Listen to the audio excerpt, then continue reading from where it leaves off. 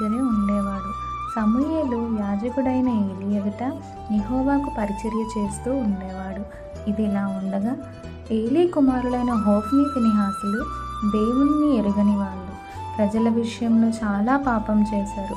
మిక్కిలి దుర్మార్గులై ఉన్నారు. జనుల విషయంలో యాజకులుగా చేయవలసిన పని కాకుండా వారికి నచ్చినట్లు చేసేవారు. దేవునికి కోపము పుట్టించే పనులు చేసేవారు. సమూయేలు నారాతో నేయబడిన ఏఫోదు ధరించుకుని పరిచర్య చేస్తూ దేవుని దయలోనూ మనుషుల దయలోనూ వర్ధిల్లుచుండేవాడు. హన్నా ప్రతి ఏటా సమూయేలుకు అంగీని కుట్టి తన పెనిమిటితో బలి అర్పించడానికి వెళ్ళినప్పుడు అతనికి ఇచ్చేది.